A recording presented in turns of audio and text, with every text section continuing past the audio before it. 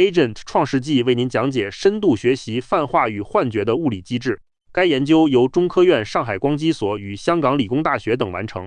它揭示了散斑成像背后深层的物理机制。左侧破碎的红色像素代表杂乱无章的散斑，穿过三棱镜后变成清晰且发光的完整数字。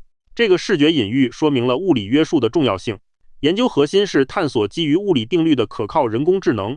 在散射介质成像中， AI 常因忽略物理规律而产生幻觉。这项工作为下一代可解释与高可靠 AI 提供了设计蓝图。深度学习模型在静态理想环境中表现完美，但进入动态物理现实后， AI 的表现容易崩塌。散射介质如浓雾水下或生物组织会干扰信号，此时 AI 可能产生错误的幻觉。左侧展示了理想环境下的清晰网格，右侧则显示物理现实中的混乱光斑。这一对比揭示了实验室与真实世界的差距。理解这个困境是寻找解决方案的第一步。然而，数据增强与对抗训练只是算法层修补。他们将神经网络视为纯粹的黑盒模型。致命缺陷是完全忽略数据生成的物理机制。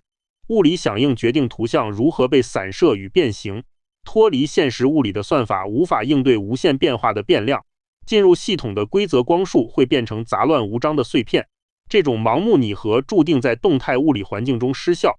只有引入物理约束，才能彻底打破黑盒局限。新范式要求 AI 遵循物理定律约束。核心公式 y 等于 t 乘以 x。y 是观测数据， t 是透射矩阵，描述散射介质的物理路径， x 代表目标物体及原始清晰图像。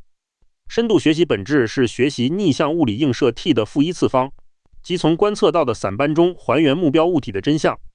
新范式打破黑盒假设，将物理先验纳入模型。只有理解物理映射， AI 才能应对动态环境。透射矩阵是环境的物理指纹，它包含全部传播路径，包括折射和干涉等所有复杂的物理过程。环境只要发生微小移动或折射率变化，透射矩阵就会发生剧烈改变，甚至完全重构。每个不同物理状态都对应一个独立的矩阵。AI 的任务是从散斑中解码出对应的逆映射。只有学会解码这些不断变化的映射，才能还原物体，这样才能让 AI 在动态环境中有效成像。神经网络的泛化能力并非无限，存在物理上限。这个上限由兼容的独立逆向映射数量严格决定。研究者将这一容量上限称为物理带宽假说。网络的具体结构决定了它的物理容量大小。这个机制就像烧瓶只能容纳有限个球体一样，每个彩色球体都代表一个不同的透射矩阵。一旦超出安全容量，网络性能将会急剧崩塌。这揭示了它在动态环境中失效的物理根源。当物理环境多样性超过网络容量时，幻觉便诞生。AI 被迫兼容所有相互冲突的逆向映射关系。它最终放弃了物理约束，开始结构性胡编乱造。这种捏造并非随机噪声，而是基于学习鲜艳的输出。生成的尾影看似数字，但本质是完全错误的信息。就像烧瓶满溢后，球体破碎成红色三角形碎片，这一现象揭示了幻觉的物理起源与精确触发条件。只有明确这一物理边界，才能设计抗幻觉的可信 AI 系统。为了隔离变量，研究团队设计了纯粹的物理验证平台。光路从激光器出发，经扩束镜后照亮数字微镜器件。DMD 动态显示 MNIST 手写数字集。作为目标物体，散射片通过平移精确改变透射矩阵，而不影响市场或分辨率。相机直接记录散斑图像，整个系统采用无透镜成像。这种设置剔除了所有光学耦合的干扰因素。核心优势在于能控制单一变量，只改变物理环境。它为验证泛化与幻觉理论提供了可靠的实验基础。等晕区是40微米的一个关键数值，散射片移动超40微米后，相关系数为0。这时已经代表全新独立透射矩阵出现了。神经网络需额外容量来学习新映射关系，这具体定义了物理环境的独立边界。网络能兼容的映射数量是一定有限的，超出此边界需要合理新策略来应对。网络容量决定了物理泛化能力的边界。两种训练策略在最终精度上表现一致。批量训练需要从头学习所有独立矩阵，其算力消耗呈爆炸式增长，代价极高。最终重建精度 PCC 约等于 0.88。增量训练在上一个模型基础上继续学习，这种方法极大节省了训练的算力与时间。同时它不损失模型精度 ，PCC 同样为 0.88。折线图显示，两条 PCC 曲线趋势高度重合。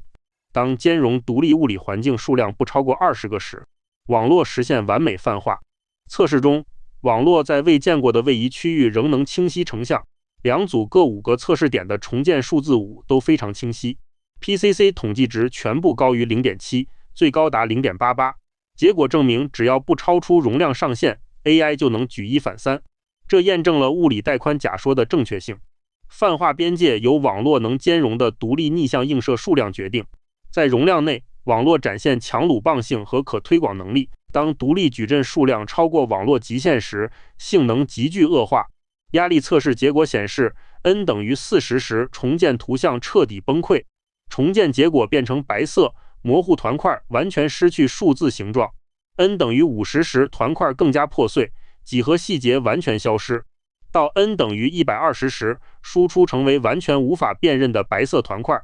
根本原因在于内部映射关系严重妥协且相互冲突，网络彻底丧失解码目标物体物理信息的能力。这证实了泛化能力受限于物理带宽容量的假说。当物理多样性突破网络容量时 ，AI 进入幻觉区域。当 n 等于40时，微影密度飙升至 70% 以上。AI 并非生成随机噪声，而是基于鲜艳结构强行捏造。它生成了看似数字但完全错误的微影，形如8或 S， 这标志着从物理预测到凭空捏造的相变时刻。结构性捏造揭示了幻觉的本质是训练鲜艳的滥用。这一量化指标为泛化失效提供了可预测的边界。它也验证了物理带宽假说关于幻觉起点的预言。光线穿过散射介质时，并非所有光子都被打乱。研究发现存在极微量未被散射的光子，这部分光子被称为弹道光，比例仅约 1%。弹道光携带了原生未被干扰的物体信息。更关键的是，它的透射矩阵具有物理不变性，无论散射介质如何移动或改变，弹道光矩阵始终保持恒定。这一发现为神经网络提供了稳定的逆向映射先验，它是后续抑制幻觉稳定重建的物理基石。仅占 1%， 弹道光为网络提供稳定物理先验。散射矩阵冲突时，这一束光能稳定逆向映射，它就像一根物理锚点，死死拽住整个神经网络。它防止模型在容量超限时陷入幻觉崩塌。实验数据表明，弹道光使稳定性曲线获得提升。当环境数量不断增加时，重建质量不会断崖下降。这少量未经散射光子成为抵抗幻觉的核心力量。物理先验使极限条件下的模型拥有可靠锚点。引入 1% 弹道光先验能拯救极限压力 AI 模型。左侧纯散射光环境 n 为40且 eta 为0，重建完全失败。图像模糊成噪点团块，无法辨认任何数字。右侧加入 1% 弹道光 n 为41且 eta 为 0.01， 结构稳定。重建出手写数字5的清晰图像状态成功稳定。这一对比清楚说明微小物理先验至关重要。在容纳40个独立环境的极限测试下，它挽救了全局结构物理先验，是防止幻觉崩溃的关键锚点。引入 1% 的弹道光先验后，微影密度从 70% 以上断崖式下降至 31.8%。这组数据直接证明了物理约束对抑制幻觉的有效性。微影密度锐减超过一半，意味着网络输出更加真实可靠。它不仅是泛化能力的增强剂，更是遏制大模型凭空捏造的利器。物理先验为神经网络提供了稳定的逆向映射锚点，即使只有微量弹道光，也能阻止结构性的错误生成。这种物理约束机制突破了纯数据驱动的性能天花板，它为构建高可信度的人工智能系统开辟了全新路径。泛化能力瓶颈在于矩阵独立性，而非绝对数量。30微米重叠步长采集数据，引入部分相关性，相邻矩阵间的共享物理信息降低了独立性。网络因此能多容纳 30% 的物理映射，其重建精度依然保持在较高水平。该策略避免了盲目扩充数据的做法，它充分利用了物理环境的内在连续性，为提升网络容量提供了全新设计思路。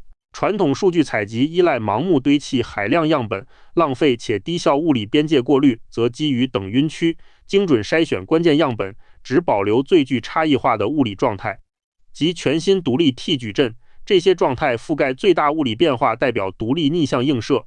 用有限数据即可覆盖最大物理变化范围，优化泛化，这大幅降低数据采集和存储成本，高效且经济，同时最大化神经网络的泛化边界，消除冗余。基于物理约束的数据策略是下一代可靠 AI 基石。传统数据驱动 AI 是黑盒模型、盲目拟合海量数据，物理约束 AI 学习底层逆向物理映射。极限状态传统 AI 遇未知环境立刻幻觉崩溃，物理约束 AI 容量受限，弹道光锚定结构。数据策略传统 AI 依赖无限堆砌算力数据，物理驱动 AI 按等晕区边界策划高效数据，忽略物理规律的算法，无法应对无限变量。物理先验做锚点，打造高可靠人工智能。物理约束理论可推广到自动驾驶场景，帮助车辆在浓雾中稳定成像。水下探测领域同样受益，浑浊水域的图像重建将更可靠。医学成像中，深层组织的无损诊断有望借助物理先验抑制幻觉。这3个场景都依赖动态散射介质的逆向映射。该理论的适用范围不限于光学散斑，而是面向所有复杂环境。它为下一代人工智能提供了通用的设计蓝图。关键在于利用弹道光等物理不变性作为锚点，这标志着从数据驱动到物理驱动范式的实质性转变。人工智能终究是一个受限于物理兼容性的系统，必须彻底抛弃对神经网络魔法般的盲目信仰。物理先验作为锚点，能跨越泛化的鸿沟。弹道光先验稳定了极限压力下的重建图像，微影密度从 70% 降至 31%。数据采集应基于等晕区等物理边界进行，这为动态复杂环境提供了可靠设计蓝图。自动驾驶、水下探测、医学成像都将从此受益。最终目标是打造可解释、高可靠的人工智能。